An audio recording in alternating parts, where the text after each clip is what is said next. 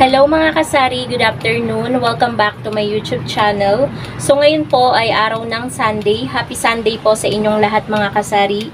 So ang atin nyo ay busy ngayong araw ng Sunday. Diba dapat kapag Sunday ay parang medyo pahinga tayo. Pero ngayon guys ay busy-busyhan na naman ang atin nyo. Busy na naman. Ngayon kasi nandito guys si partner. Rest day niya. So, naglalaba ako ng mga damit niya kasi kanina, habang nagdadrive siya, galing kasi kami mga kasari ng Manggahan, nag-Genstar kami. Namili kami ng mga hotdog, siomay, siopaw, sibuyas bawang. Ngayon nga guys, ang gagawin ko is pepresyohan ko yung sibuyas at bawang. Ang bili ko kasi dito is 98 pesos, sibuyas at bawang na. Meron kasi kaming murang nabibilihan sa palengke. So, ayun nga, balik tayo dun sa paglalaba. Nagrereklamo kasi si partner na wala na daw siyang masuot. So, ngayon, pinaglalaba ko siya. Ang oras ngayon mga kasari ay 2:21 PM. So, medyo maaga pa naman. Maaga kasi kaming umalis kanina. So, doon na rin kami nag-breakfast. Nag-McDo kami ng, syempre, treat sa sarili. Syempre, nagpapakapagod tayo, 'di ba mga kasari? So, why not i-treat natin yung sarili natin, 'di ba, paminsan-minsan. So, ngayon guys, medyo madaming bumibili ngayong araw na 'to. Medyo nangalay ako. Huwag kayong mag-alala mga kasari, may suot po akong damit ha. O, ayan. May suot po akong damit. Ito kasi yung suot ko kanina, medyo mainit. Hindi na ako nagpalit. So, good news dahil mabenta po ngayong araw ng Sunday dahil sarado po yung dalawang tindahan dito sa labas. Yung kabila, yung bali dalawang talipapa ang sarado. Balita ko yung isang banda doon, yung malayo, sarado din kanina. Ewan ko kung bukas na sila ngayon. Pero nakita ko kanina nung pauwi kami, bukas na sila eh. So, dito nagbibilihan yung mga trabahador nila. Maano din guys ang load, cash in, cash out. So, super blessed ngayong araw ng Sunday. So, kahit nag-close tayo kanina, pag-uwi, pagkabukas ko ng tindahan, hindi pa ako nakaka-uwi mga kasari. Sunod-sunod yung bumibili. Meron pa nga naghahanap sa akin kanina. Bali daw pupunta na siya doon sa malayo kasi nga panay sarado yung tindahan. So, buti na lang kasi dalawang grande yung binili niya. Nagpa-load din siya ng dalawang SIM. So, medyo bumenta ang ating grande, 'di ba mga kasari? So, ayun. Ano pa ba ang share ko sa inyo? Ayun nga, super blessed ngayong araw ng Sunday pero meron din tayong iniisip. Pero hindi ko masyadong iniisip mga kasari.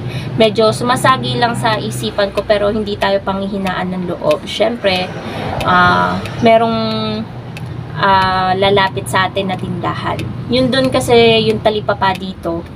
Nangungupahan kasi yan kay Mother. Yung dating pwesto ni Mother guys, nung siya ay nagtitinda ng mga ulam-ulam, ihaw-ihaw, nagpwesto doon. Siguro mga 3 months din nakapwesto yung babae. Ngayon, pinapaalis na ni Mother kasi balak na niyang magtinda ulit. So, dito sobra ilang hakbang lang, siguro mga 5 hakbang lang ang layo dito sa tindahan ko. Diyan siya magtitindahan, mangungupahan dito sa kabilang bahay. So, medyo lalapit ang kakumpetensya pero hindi tayo kinakabahan mga kasari dahil tayo naman po ay hindi nangungupahan. So, may hirap kasi guys kapag nangungupahan, yung kita nahahati. Kaya hindi ako nangangamba mga kasari dahil alam ko na naman yung mga presyo niya, presyo ko, mas mura yung presyo ko kung tutuusin. Wait lang guys.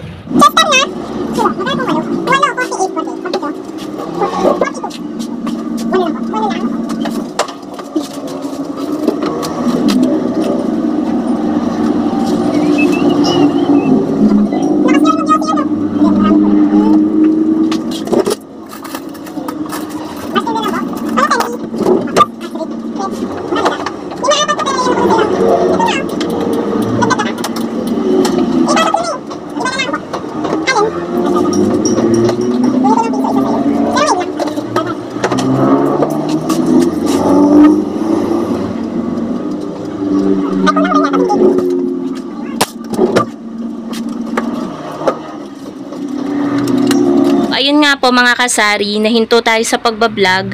Meron pong bumili ng sigarilyo 48 pesos yung tagsi 6 Chester na pula. So 8 peraso yung binili.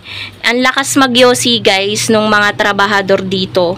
Sarado kasi yung main na pinamimilihan nila, yung tindahan ng amo nila, kaya dito sila bumibili. And super thankful ako mga kasari dahil ang daming tindahan dyan sa labas, yung iba naman bukas pa, pero dito sila pumupunta, tumatawid sila at naglalakad ng kaunti para dito bumili sa tindahan. Kaya thankful ako sa mga customer ko talaga, sa mga suki ko talaga, kahit medyo malayo yung tindahan, medyo papaloob pa ng konti, dito sila bumibili. Pero syempre guys, I think kaya dito din sila bumibili is mura kasi yung mga paninda ko. So, ayun. Habang nagpapaikot tayo ng mga damit ni partner, ay naisip kong mag-vlog mga kasari. Yan, kasi hindi pa ako nakakapag-vlog ngayong araw na to eh. So, ayan. Nadagdagan din yung mga customer ko guys simula nung may lumipat dyan sa bagong gawang bahay. Syempre kakilala din. Dito din nagpapa-cash in. Malakas din guys sa cash in kasi meron siyang truck. Dumadaan ng dito siya nagbabayad ng RFID. Dito lagi guys, siguro mga 3 times a week, 4 times a week, ganun. Tapos meron pa siyang mga pinapa-cash inan, ganun. Tapos dito din bumibili ng sigarilyo, kaya nadagdagan yung customer natin. Nagkaroon tayo ng customer sa Marlboro Red. So yan guys, ang update dito sa Sari-Sari Store. Ayan yung ating munting tindahan. Medyo madami tayong inumin dyan sa baba. Mga delata natin medyo bawas na. Pero mamaya guys, si partner kasi pinagpapahinga ko. Ayan, may dadaan na maingay. Diyan galit na galit mga kasari si Basha palagi. Pero tulog si Basha sa loob.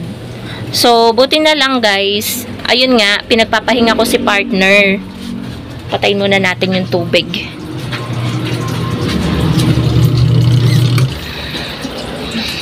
Ayan. So, ang hirap kasi ng work, guys. Darang na darang si partner sa pagluluto dahil chef po siya. Chef. Magaling magluto si partner, kaya nga ako tumaba mga kasari. Dati kung makikita niyo yung katawan ko, napakapayat ko talaga noon.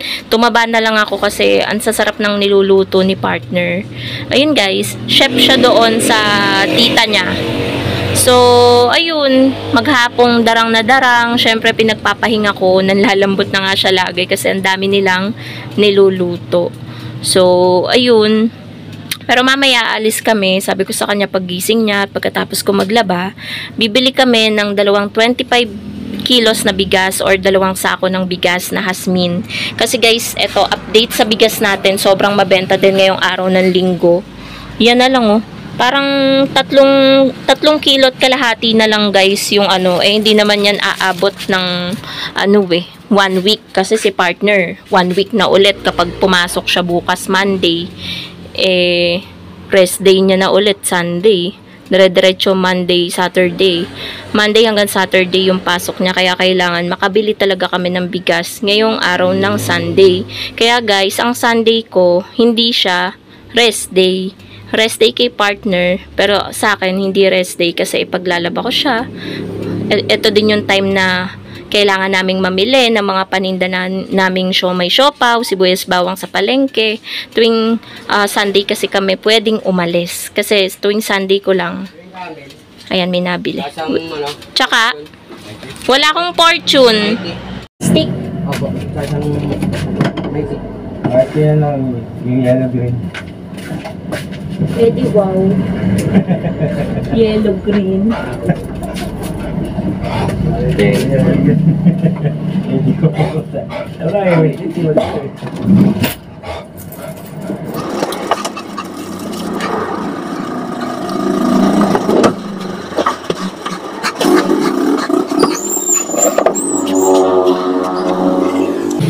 So, ayun na nga po mga kasari.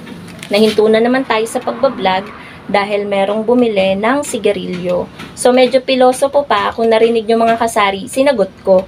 Kasi kapag hindi mo binabara yung mga ganyang customer, lalo na't hindi naman kayo close, tapos bibiru-biruin ka, lalo na kung ang tindera ay wala sa mood, talagang mababara. Pero ako guys, yun kasing bumili na yon, talagang hindi nakakatuwa yung ugali niya. Every time na bibili siya dito sa tindahan, medyo padabog, ganyan, siga. Kaya nung niloko niya ako, pabili ng Mighty, yung yellow green daw. Wala namang yellow green na Mighty. So tatawa-tawa siya, sabi ko, edi wow, ginanon ko. Pero pabiro lang yon, nakangiti naman ako mga kasari.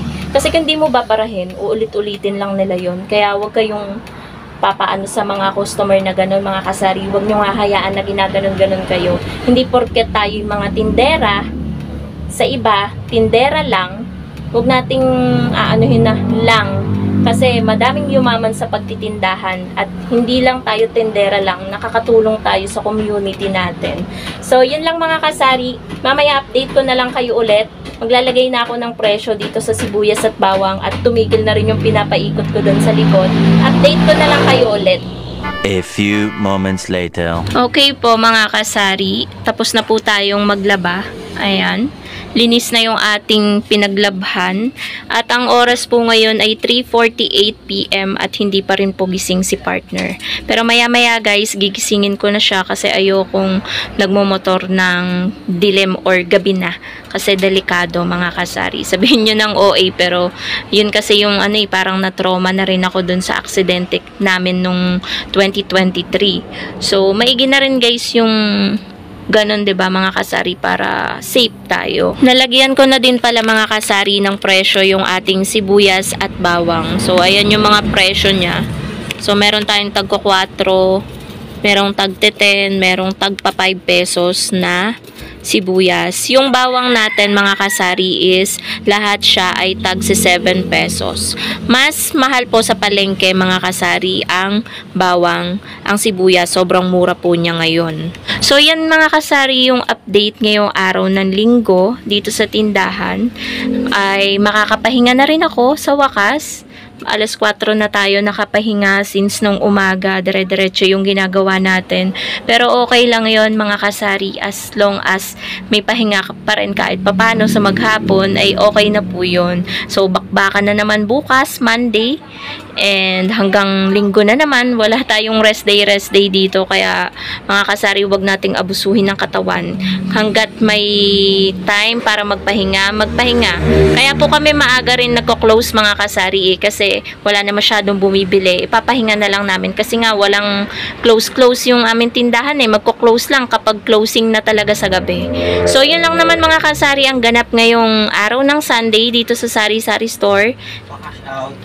Yan, cash out. So ayan po mga kasari, mag-outro na sana tayo kanina kaso merong nagpa-cash out. So, another dagdag kita na 20 pesos kasi nag-cash out si kuya ng 800 pesos. 20 kasi yung charge natin doon. So, dito ko na rin tatapusin mga kasari itong aking vlog. Thank you so much for watching and happy selling po sa inyong lahat. Happy Sunday na rin po mga kasari. Bye guys!